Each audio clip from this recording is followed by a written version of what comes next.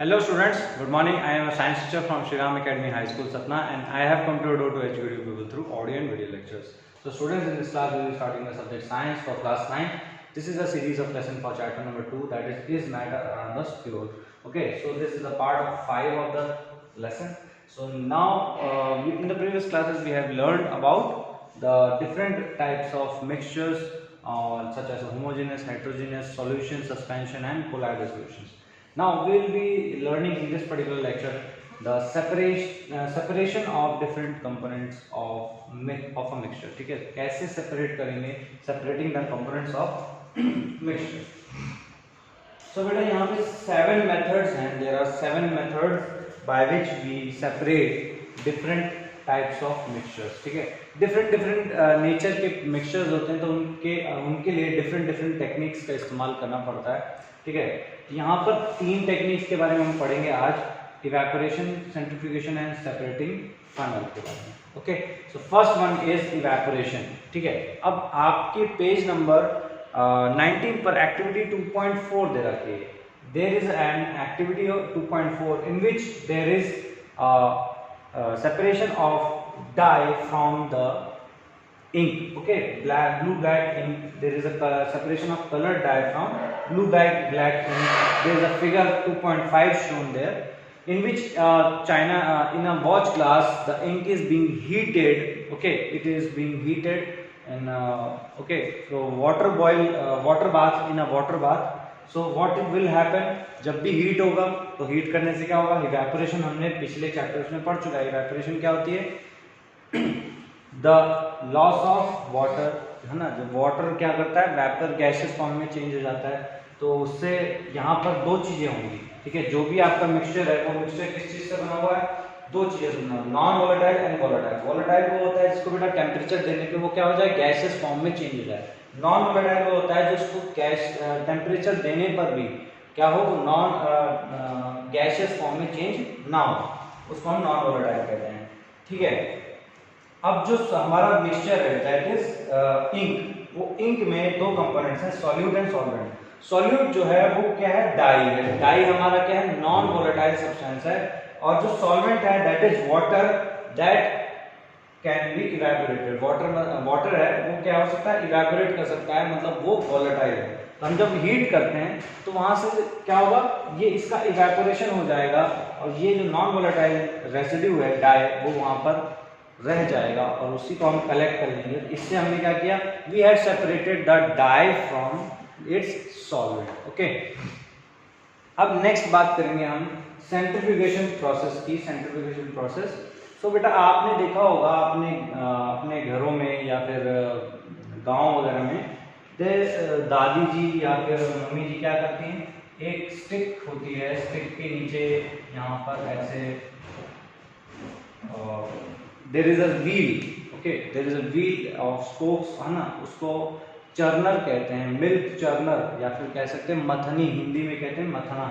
ठीक है, और उससे क्या करते हैं, जब उसको बटर अलग करने के लिए, मक्खन अलग करने के लिए दूध से यूज किया जाता है. ठीक है, इसी प्रोसेस को हम कहते हैं सेंट्रीफ्यूगेशन. ये हमारे जो देसी तरीका है उसके हिसाब से होता है, जो हम ट्रेडिशनल वे इस्तेमाल करते हैं. इससे traditional way, this is the traditional way, but there is a scientific way, या फिर कह सकते हैं कि हम जो साइंस जो लेबोरेटरीज में इस्तेमाल करते हैं उसमें क्या होता है, देयर इज अ रिंग, है ना, उस रिंग में अटैच होती हैं टेस्ट ट्यूब्स या कह सकते हैं ट्यूब्स. ठीक है, और वो टेस्ट ट्यूब्स इस तरीके से अटैच होती हैं उससे चारों तरफ इसके. ठीक है, और इनमें क्या भर देते हैं, जो भी हमको सेंट्रीफ्यूज जिसका करना है उसको हम भर देते हैं. जैसे मिल्क का करना है तो हमने मिल्क को फिल कर दिया और उसको फिर क्या करते हैं, हाई स्पीड पे रोटेट करते हैं. तो जो भी हैवी सब्सटेंस होगा, हैवी या डेंस पार्टिकल्स होंगे, वो क्या हो जाएंगे, सेटल डाउन हो जाएंगे at the bottom of the test tube. उस टेस्ट ट्यूब के बॉटम पे सेटल हो जाएंगे और जो लाइटर होगा वो क्या हो जाएगा, ऊपर आ जाएगा. इससे हम क्या कर सकते हैं, अलग अलग कर सकते हैं. ठीक है, अब यही है, ये क्यों इस्तेमाल करते हैं, बिकॉज समटाइम्स कुछ पार्टिकल्स ऐसे होते हैं जो बड़े होते हैं साइज में, तो हम उनको क्या कर लेते हैं, फिल्ट्रेशन के हेल्प से अलग कर लेते हैं. ठीक है, फिल्ट्रेशन की हेल्प से हम क्या कर लेते हैं, उनको अलग कर लेते हैं सॉल्वेंट से। बट कभी कभी जो बहुत छोटे साइज के पार्टिकल होते हैं तब हम फिल्ट्रेशन नहीं लगा सकते, ठीक है ना, फिल्ट्रेशन का यूज नहीं कर सकते उस केस में जब बहुत छोटे पार्टिकल होंगे। तो क्या यूज करेंगे, सेंट्रीफ्यूगेशन का मेथड इस्तेमाल करेंगे। अब सेंट्रीफ्यूगेशन का प्रिंसिपल क्या है, why centrifugation is being employed, कहाँ इस्तेमाल किया जाता है, तो जब डेंस पार्टिकल्स होते हैं वो क्या होते हैं, उनको क्या करते हैं, फोर्स किया जाता है बॉटम पे, जमीन टेस्ट ट्यूब के बॉटम पे फोर्स किया जाता है। जो लाइटर पार्टिकल्स होते हैं वो क्या आ जाते हैं, ऊपर आ जाते हैं जब उन्हें बहुत हाई स्पीड पे क्या किया जाता है, स्पन किया जाता है या फिर रोटेट किया जाता है। अब ऐसा करने पर जो भी क्रीम होगा वो क्या हो जाएगा, ऊपर आ जाएगा और जो हैवियर पार्टिकल्स वो नीचे रह जाएंगे।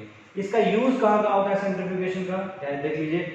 इस सबसे पहला यूज इसका होता है लैब्स में, डायग्नोस्टिक लैब्स में, जो आपकी पैथोलॉजी लैब्स होती हैं उसमें ब्लड एंड यूरिन टेस्ट जो होता है आपका, उसमें हॉस्पिटल्स में इसका इस्तेमाल होता है, ठीक है।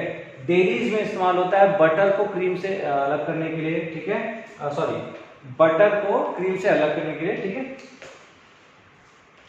एंड वॉशिंग मशीन में क्या होता है, स्क्वीज आउट करने के लिए, वाटर को स्क्वीज आउट करने के लिए क्या करते हैं, सेंट्रीफ्यूगेशन मेथड का इस्तेमाल करते हैं। वॉशिंग मशीन में इसका यूज होता है।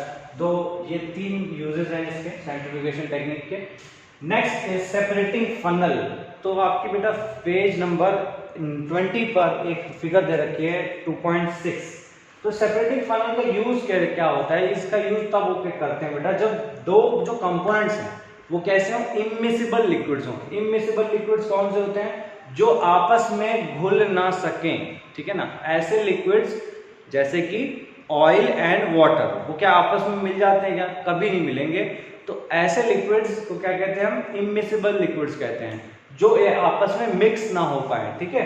तो उनको सेपरेट करने के लिए हम क्या करते हैं, सेपरेटिंग फनल का इस्तेमाल करते हैं। क्यों, क्योंकि जो इमिसिबल लिक्विड्स हैं ये क्या हो जाते हैं, लेयर्स में आ जाते हैं। मान लीजिए जो हल्का है ना, जो लाइटर है वो क्या आ जाएगा, जो हल्का है वो ऊपर रहेगा और जो भारी है डेंसर है वो क्या हो जाएगा, नीचे चला जाएगा, ठीक है। ये चीज इसमें होती है, इस तरीके से लेयर्स बन जाती हैं। अब यही क्या होता है, सेपरेटिंग फनल में भी क्या होता है, लेयर्स बन जाती हैं। हमने मान लीजिए एक मिक्सचर डाला केरोसिन ऑयल एंड वाटर का, ठीक है। तो जो मिक्सचर में होगा, और केरोसिन ऑयल क्या है, लाइट है, हल्का है, पानी से पानी नीचे बैठ जाएगा, केरोसिन ऑयल ऊपर आ जाएगा। तो जब हम यहाँ पे इस सेपरेटिंग फनल में इसको डाल देते हैं तो इस तरीके की चीज हमको दिखती है। अब हमारे यहाँ पे नीचे क्या है, नॉब लगा हुआ है। इसको जैसे ही ओपन करेंगे तो नीचे से जो वाटर है ये क्या हो जाएगा, अलग कर सकते हैं। जब वाटर इसमें से खत्म हो जाए तो फिर क्या करेंगे, इससे दूसरा भी कर लेंगे, उसमें केरोसिन ऑयल अलग कर लेंगे। In this way we can separate the two immiscible liquids by separating funnel. Okay, इसका प्रिंसिपल यही है, हमने जो अभी बताया, immiscible liquids separate out in layers depending on their densities. जिसकी डेंसिटी ज्यादा कम होगी उसके हिसाब से क्या बना लेते हैं, लेयर्स बना लेते हैं। इसलिए इसको हम इस्तेमाल कर सकते हैं फॉर सेपरेटिंग इमिसिबल लिक्विड्स। इसका इस्तेमाल एक जगह और होता है, extraction of iron from its ore. उसका जो ओर होता है आयरन का, उससे सेपरेट करने के लिए भी किया जाता है। द लाइटर स्लैग, जो स्लैग होता है ना, जो वो हल्का होता है, is removed from the top by this method. उसको क्या कर देते हैं, ऊपर से उसको हटा देते हैं इस प्रोसेस के हेल्प से, to leave the molten iron at the bottom of the furnace, ताकि जो आयरन हो वो नीचे ही फर्नेस के रह जाए। फर्नेस का मतलब क्या होता है, भट्टी, जहां पर कि उसको पिघला करके बनाया जाता है, लोहे को एक्सट्रैक्ट किया जाता है, ठीक है। तो लोहा जो है, आयरन जो है, iron is extracted from its ore, the lighter slag is removed from the top by this method to leave the molten iron at the bottom of the furnace, ताकि जो आयरन हो जाए वो नीचे बैठ जाए और जो हल्का है स्लैग वो ऊपर रह जाए और ऊपर से उसको हम निकाल दें, ताकि स्लैग और आयरन सेपरेट हो सकें, ठीक है। तो in this way we separate the separating use the separating funnel to separate the two immiscible liquids. Okay, तो ये चीज इसमें हमने पढ़ चुकी है। अब बाकी के जो पार्ट्स हैं, sublimation, chromatography, distillation and crystallisation ये नेक्स्ट अपने क्लासेस में पढ़ेंगे हम, डिस्टिलेशन इसको कहते हैं। Okay, thank you so much.